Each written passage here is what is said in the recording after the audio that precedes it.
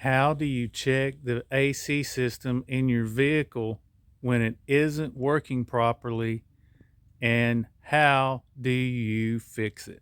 But before we get started, don't forget to hit that like button and follow for more. Next, you want to take your R134A bottle that is hooked up to your hose with your gauge on it, and this is closed all the way down as far as it will go. And you can open this up by turning it counterclockwise, but all you need to do is, once you have your low side opened up, this end will only go on this fitting. It will not fit on your high side fitting. So I'm going to pull this back a little bit, slide it on, look at your gauge, and you can tell that there is nothing in this. Start up the vehicle, turn the AC on, turn the AC down. You can tell the clutch is not spinning. This is the owner's manual, and you can tell here how it will go through, and it will tell you what numbers you can look at to check, like your blower fan, number 27, number 28, air conditioner, number 22, number 31, number 32. Checked all of that, and all of those were good.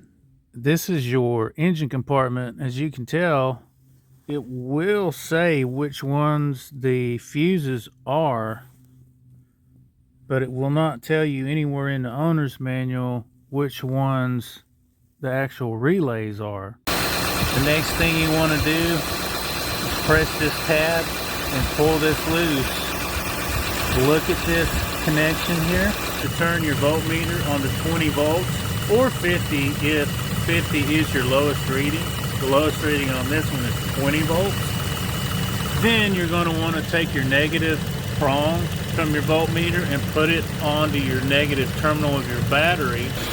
Then you're going to want to take your positive terminal of your probe and set it in here where it touches the metal within this connector. Once your positive prong is hooked up to that AC compressor plug and it reads 0 and your compressor clutch is not engaged, then you know you may have a leak. And if your relays are good, then you know you may have a low pressure switch that isn't coming on because there is not enough coolant in the system. And if you are trying to recharge the system and it's not taking any coolant, then you know for sure that you have a leak. How do we get the ohm reading on our relays to make sure they're correct?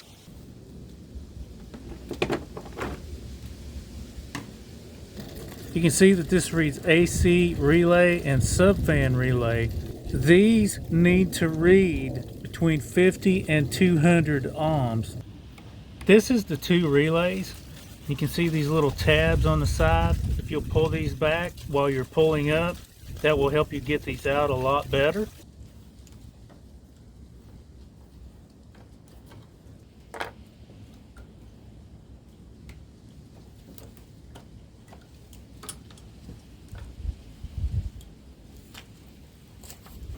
And these are each going to be 4 prong. The next thing you're going to want to do is to set your voltmeter to the ohm reading of 200. In this section of your voltmeter, just so you know you're in the ohm section, it will have this little upside down horseshoe looking thing here. And if I hold these in my hand, I'm going to use them like tweezers so I can just press this on these 2 prongs of this relay. And I'm going to hold them there. And you can tell that this relay is reading between 155 and 160 ohms. So there's nothing wrong with this relay. See, it just went up to 180 there. Now we'll check the other one. And it doesn't matter if your positive is on whichever side. as long as you're getting your readings from these two prongs here. And you can tell that this one is reading good as well. So now we know that we have two relays and they're reading like they're supposed to. Well, we know that it has a low pressure reading. We know that the AC clutch is not spinning, and we know that it's not getting power here, even though the relays over here read well. What that tells me is that since it won't take a charge, it has a leak in it somewhere. And right here is a telltale sign that this is a good leak source. Anytime you see oil on your high pressure side, then you know you have a leak. Without using UV dye or whatever dye you want to use, this is quite a bit of oil that has come out of here. That just means that the pressure switch is not coming on, because if it comes on, it may allow the compressor and the clutch to damage themselves. By not allowing the system to turn on, then it can't do that. So the next thing we're going to do is to take off this high side cap. Then we're going to take our valve core remover and loosen this, since there's absolutely nothing in the system to evacuate. Otherwise, I'd use an evacuation system. It'll go on there and you'll feel it fit real snug. You just want to turn it counterclockwise. I'm going to grab it right here. And that's what it looks like right there. Then I'll put a piece of tape over here just for good measure anyway, so nothing gets in there accidentally. Then I'm going to loosen this with a 10mm socket.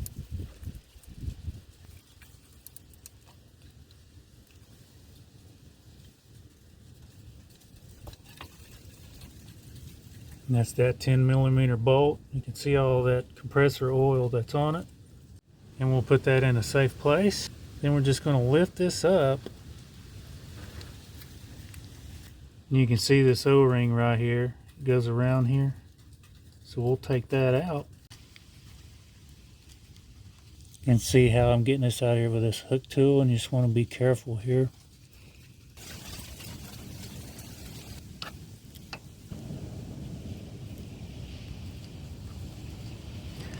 Now I just have to match it up with my kit. And we'll put a new one on there. So I found the one that matches up with it the best, and I'm going to go ahead and put that on there. And you can tell how well it fits on there. And we'll just put it back down in the port where it belongs.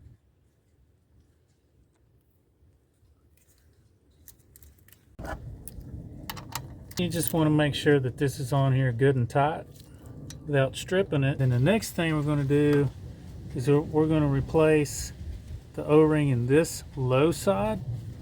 Even though it doesn't look as dirty, we're still going to replace it. This one is also going to be a 10mm.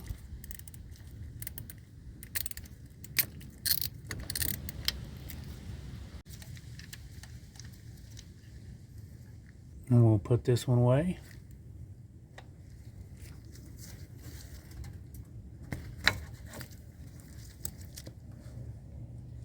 This one's going to be a little bit bigger of an O-ring than the other. We'll get our hook tool and slowly but surely slide this thing off. That is what this O-ring looks like. Now I have the other washer matched up. I'll go ahead and install that.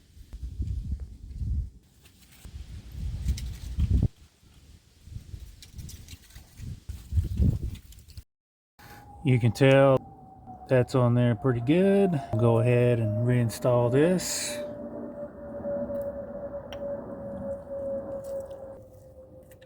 Get our 10mm bolt started back. And you just want to make sure it's pretty snug on there without over tightening it. Next, we'll go ahead and we'll reinstall our relays.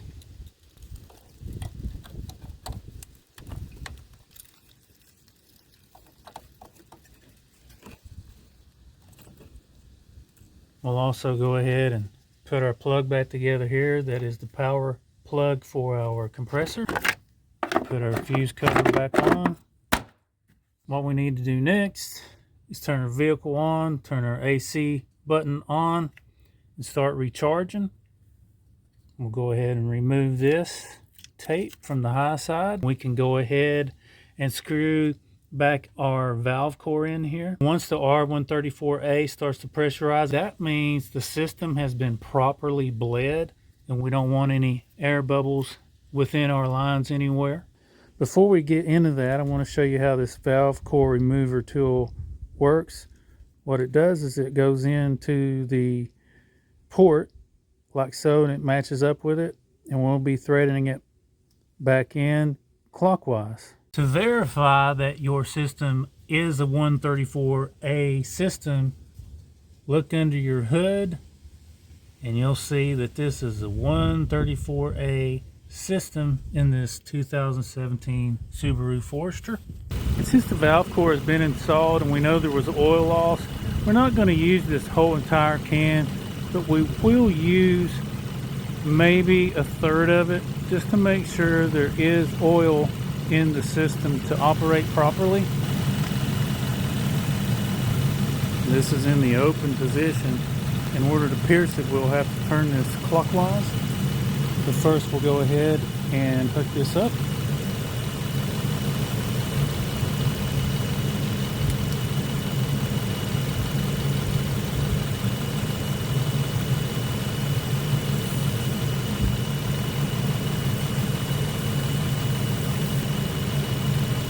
Now that we know there's a good amount of a little bit of oil charge in the system, we'll go ahead and disconnect this. Next, we're going to go ahead and hook up this R134A.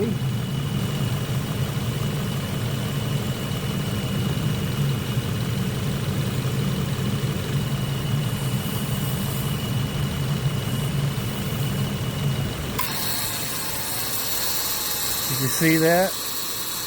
That means that it has enough pressure to actually engage the clutch to turn the compressor on.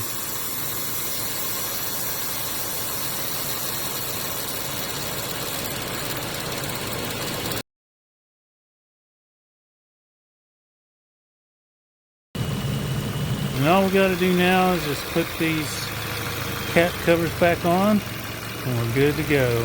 If this was helpful to you, please don't forget to hit that like button and follow for more.